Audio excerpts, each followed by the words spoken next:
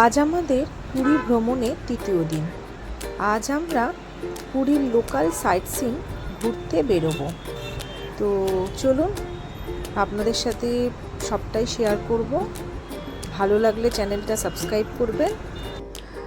এই আমরা বেরিয়ে পড়েছি পুরীর লোকাল সাইট সিন দেখতে। আমাদের প্রথমেই পড়বে মা বিবর্তারিণী দেবীর মন্দির।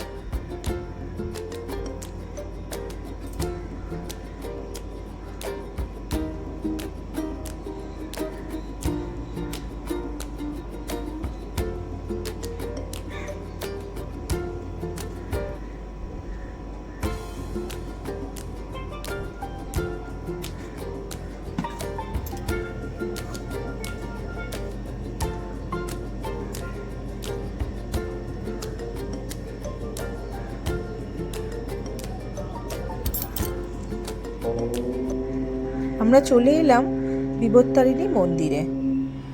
মন্দিরের ভেতরে এখন আমরা প্রবেশ করছি।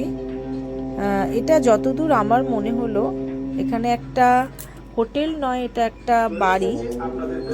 তো এখানে তার বাইরে মা বিবর্তারিণীর মন্দির তৈরি করা হয়েছে।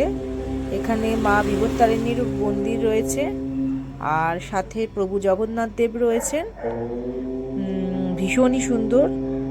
জুতো খুলে মন্দিরে প্রবেশ করতে হবে আর বাইরে একটা বেসিন রয়েছে, তাতে আমরা হাত ধুয়ে নিতে পারবেন। চলুন ভেতরে প্রবেশ করে আপনাদেরকে ঠাকুরের দর্শন করাচ্ছি।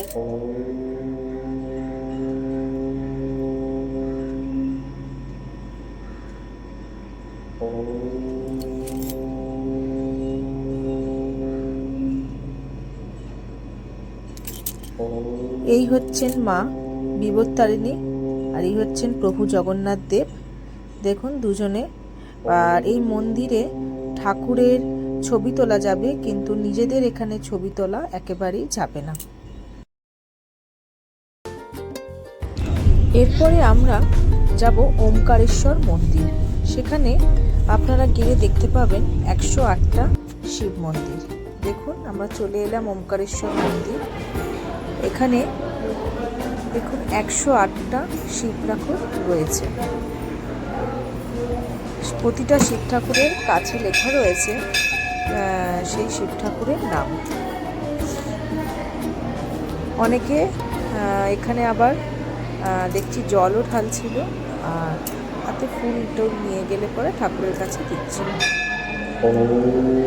আর এখানে সব জায়গাতেই প্রণামী থালা রয়েছে, কোনো জায়গায় বাক্স রয়েছে, আপনারা চাইলে সেখানে প্রণামী দিতে পারেন। আমার ভিডিওতে কিছু ভুল ত্রুটি হলে আমাকে ক্ষমা করবেন। এই হচ্ছে 108টা শিবলিঙ্গ। তারপরে আমরা বেরিয়ে এলাম। ভেতরে আরো অনেক শিব ঠাকুর রয়েছে।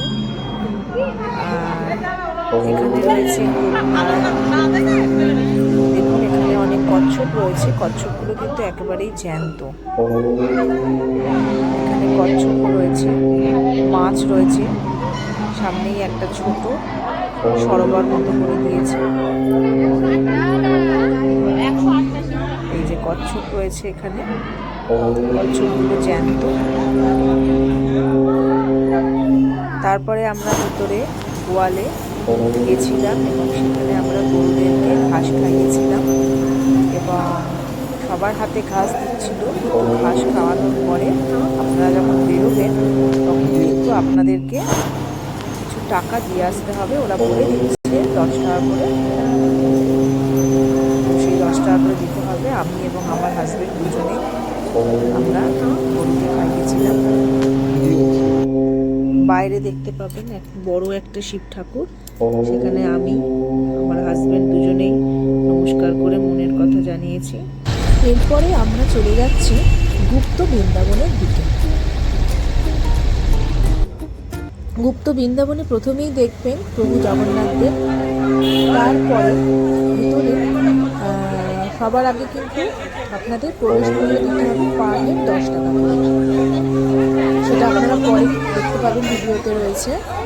আর ভেতরে অনেক ঠাকুরের মূর্তি রয়েছে, রাধাকৃষ্ণ রয়েছে।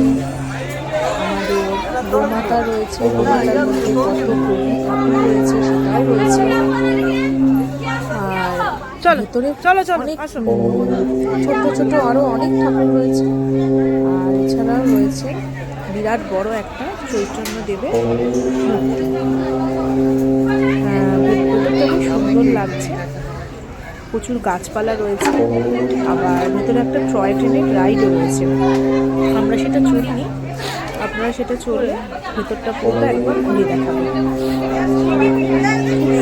জয় জগন্নাথ, প্রভু জগন্নাথ দেব।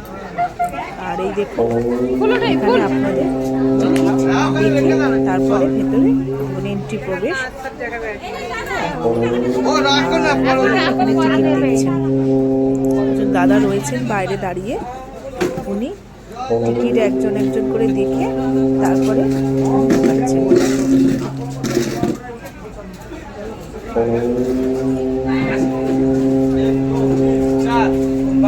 এই দেখুন দাদা একজন একজন করে গুনে গুনে টিকিট দেখে তারপরে ভেতরে সবাইকে প্রবেশ করে দিয়েছেন। ভেতরটা আসলে একদম একটা নতুন রকমের অন্য রকমের পরিবেশ আপনাদের। বাইরে অনেক খাবারের দোকান আছে, খুব সুন্দর। এই দেখুন চৈতন্যদেবের একটা স্ট্যাচু, ভেতরে জগন্নাথ বলরাম সুভদ্রার মূর্তি রয়েছে। এরপরে আমরা যাচ্ছি নরেন্দ্র সরোবরের দিকে। এই হচ্ছে নরেন্দ্র সরোবর। কথিত আছে নরেন্দ্র সরোবর হচ্ছে জগন্নাথ দেবের পিসির বাড়ি। এটা হচ্ছে নরেন্দ্র সরোবর। এখানেও টিকিট ফিজ রয়েছে, পার হেড 10 টাকা করে। আপনারা এখানে দাঁড়িয়ে অনেক ছবিও তুলতে পারবেন, আমরাও তুলেছি। ভেতরটায় দেখুন, ভেতরে আবার একটা ছোট্ট গোপাল রয়েছে, কিন্তু ভেতরে ছবি তোলা একেবারেই বারণ। তো আপনারা এতখানি পর্যন্ত ছবি তুলতে পারবেন। টিকিট দাদা টিকিট দেখে নিলেন, নিয়ে আমাদেরকে প্রবেশ করতে হয়েছে ভেতরে।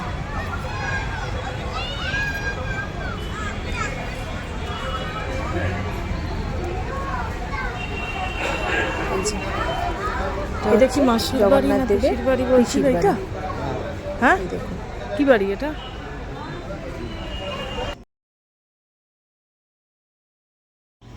এইবারে আমরা যাচ্ছি গন্ডিচিড়ি, জগন্নাথ দেবের জন্মস্থান।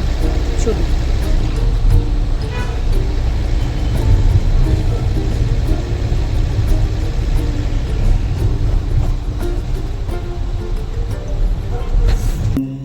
এটা হচ্ছে গন্ডিচেরি, জগন্নাথ দেবের জন্মস্থান।